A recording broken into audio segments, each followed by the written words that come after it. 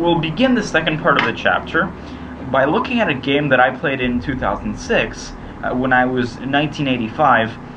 Okay, not 1985 years old, but my rating was 1985. And in this game, I'm playing Sam Shankland, who, you know, is now obviously a very, very strong GM and a good friend of mine. And at that time, I think he was also, you know, 15 or 16 and rated 2100. So I'm white, and after, you know, quite a nice opening, clearly White's position is very comfortable. You know, there are a couple of factors that would really point to White's advantage. First of all, he does have some very nice piece coordination. I mean, the knight on c5, the bishop on d4, a nice queen on e2, a nice pawn center. You know, everything about his position is almost compact. His pieces, again, are well coordinated. No serious weaknesses. Yes, you know, Black's knight is occupying the nice square c4, but, you know, it's not really doing anything there. A move like a takes b4 would always lead nowhere after a takes b4, and the a file is opened quite possibly to White's advantage.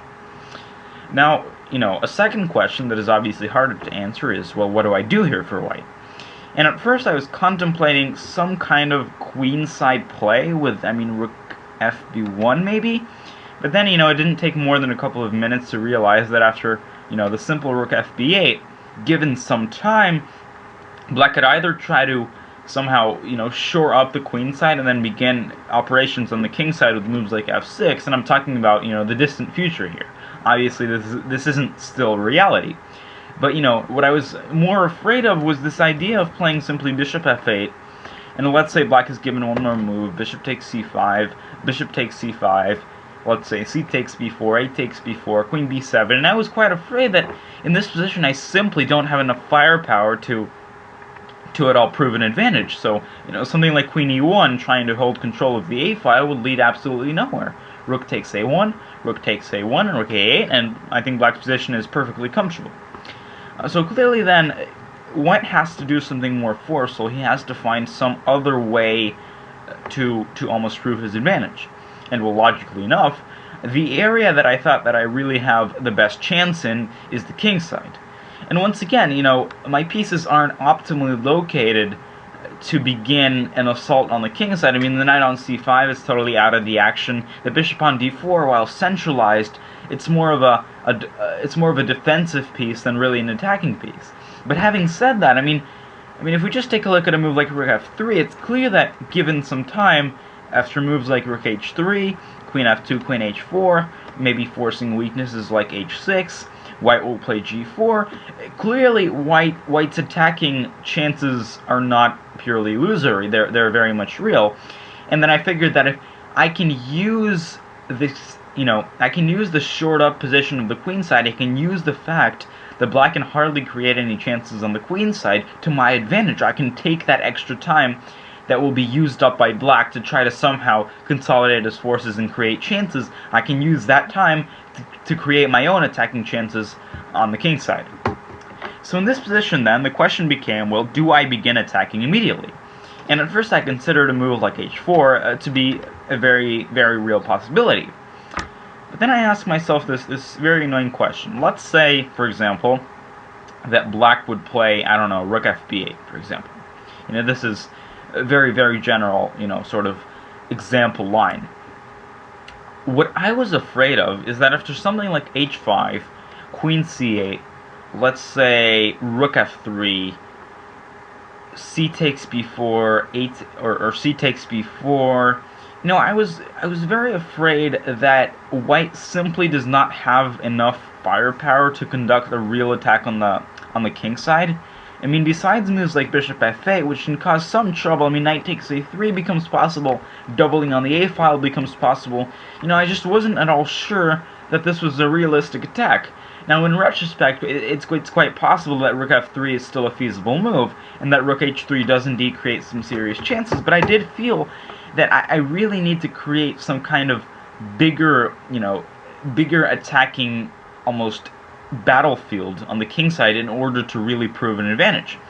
Well, how can this be done? Now, as we talked about, when you reach this kind of standstill, wherever you are in your attack, whether you're just trying to organize an attack or you're in the middle of an attack, it helps immensely to focus on the defects of your opponent's position and then try to use them in creating or continuing your attack?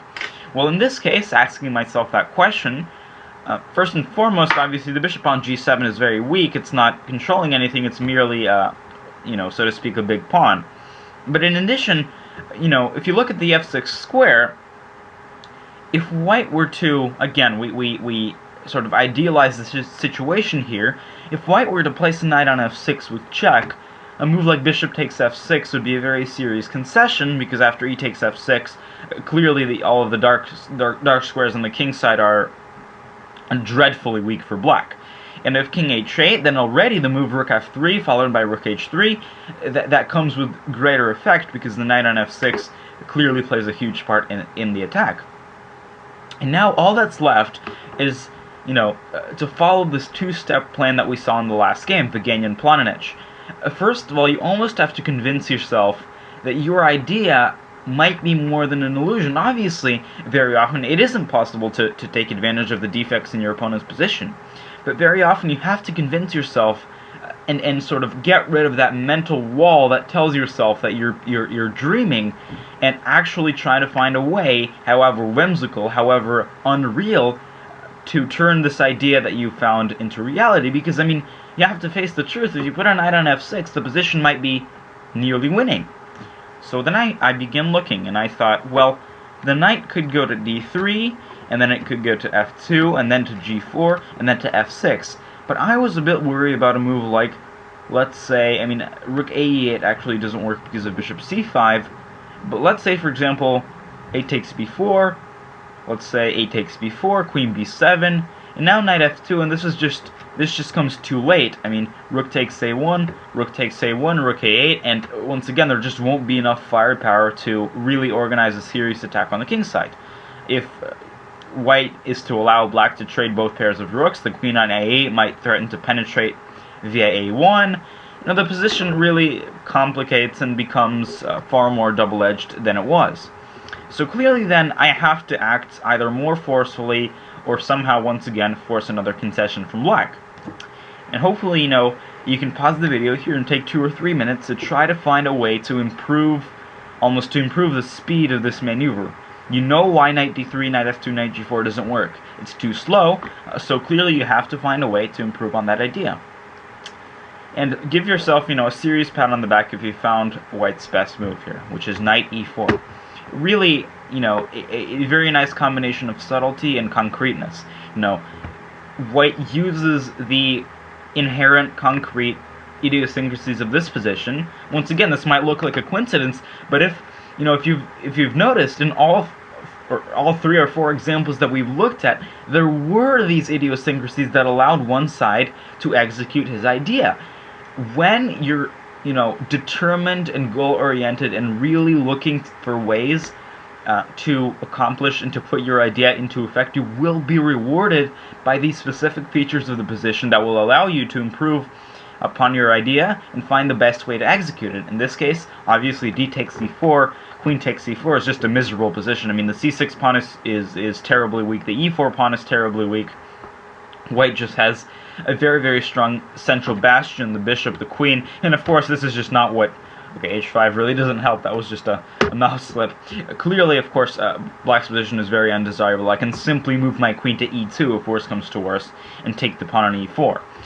So clearly then, black must allow my knight to get to f6. A move like a takes b4, I think, just doesn't achieve that same effect. For example, a takes b4, rook takes a1, rook takes a1, let's just say queen b7, and here, if white is so inclined, I can always play knight c5 and go back to an assault along the a file, but also I can't see a very clear antidote for black to a move like knight f6 check. For example, bishop takes f6. Well, I'm actually considering a move like rook a7 here as well, and let's say, rook a7 here to begin with. Something like queen b5 looks forced, knight f6 check, bishop takes f6, e takes f6, and, black's position is I think, very dubious. If I have the chance to play something like f5 and transfer my queen to h6, black might really find himself in a fair bit of trouble. And meanwhile, the knight on c4, while it is pretty strong, you have to understand that it really doesn't have any more squares or any more potential. Yes, it looks good, but it really doesn't achieve the desired effect. So the conclusion is clear that a takes b4, the sting is taken out of it by this move knight e4, because white's already threatening to transfer his knight to f6. Now Shankland decides to play h6. He's trying to almost prepare himself for the move knight f6 check. I think that, knight f6 check now might be rash on a couple of fronts. I mean, maybe even bishop takes f6, e takes f6, rook fv8. Maybe even this is possible, because now black has the idea of opening up the center with e5, and if he's allowed to do that, then the strength of the f6 pawn will almost be diluted by the sudden strength of black's pieces. So clearly, I just didn't see a necessity to immediately penetrate with the knight to h6 or f6. Think, the very famous chess cliche, the threat is stronger than its execution. There's just no point. If I can improve my position to the fullest extent before penetrating with the knight to f6, I really want to do that first. So I thought, well, the drawback of the move h6 is that by moving a pawn on the king's side, black is clearly creating some further weaknesses on the king's side. In this case, the g6 pawn loses a lot of its support. So if I follow through on a common idea and I play h4 here, the point is, if black's pawn were on h7 here, then h4, h5 wouldn't be a serious threat. Because, h takes g6, h takes g6, and nothing has happened. But now, given one more move, white will have this very unpleasant idea of h5. He's threatening to begin to take apart black's kingside pawn structure. Think the position after h takes g6, f takes g6, already queen g4 becomes a possibility. Knight f6 check looks all the more scarier now that the pawn structure is weakened. So Shankland, clearly got a little nervous here. He played queen d8. Well, h5, why not follow through on the plan? Notice, d takes c4, still nothing has changed. Queen takes c4, maybe queen d5 is possible, but then queen e2, and the same thing. Positionally speaking, black is busted, and tactically speaking, nobody's cancelled my attack on the king side. So, once again, a very undesirable continuation. Black has to allow the knight penetration to f6. Well, Shankland took g takes h5, trying to in some way unbalance the position. Notice that queen takes h5 would be a very serious blunder, d takes c4, and obviously nobody's attacking the c4 knight anymore. So, recognizing that that was impossible, I decided, well, the time has come, knight f6 check. Now, king h8 I think would lead nowhere. Queen takes h5, and even the brute force idea g4, g5, I really don't even see an antidote for that. And we're not even talking about moves like knight g4 and f5, all of which should lead to a quick win. So as undesirable as this move is, bishop takes f6 is forced.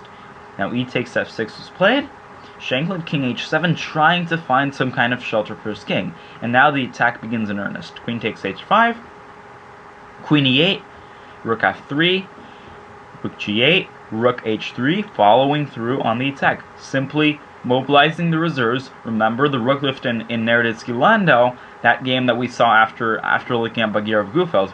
Rook f3 just stems out of the necessity of the position. You have to bring in one more piece into the attack to really highlight the weakness of the h6 pawn. Now rook g6 was played, g4, and I think that this is a good place to stop, because from now on, to be totally frank, a lot of mutual mistakes were committed. But the main idea here for white is obviously king f2 or king g2 or king h2. It depends on the concrete move that black plays. King f2, g5, rook a, h1, and at some point crashing through on the h file would become an inevitability. So once again, the point here is clear. With the move knight e4, white has created a very serious sort of attacking chances on the king side, and he's followed through with great force. Notice that knight f6 check immediately would have achieved a lesser effect. It would have allowed black to open up the center after bishop takes f6 and rook e8.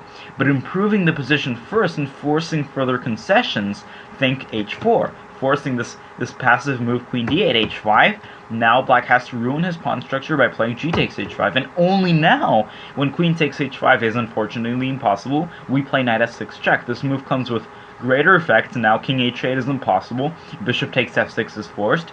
E takes f6, and immediately the attacking plan is crystal clear. Queen takes h5, rook f3, h3, king f2, rook a h1 with very, very serious attacking chances.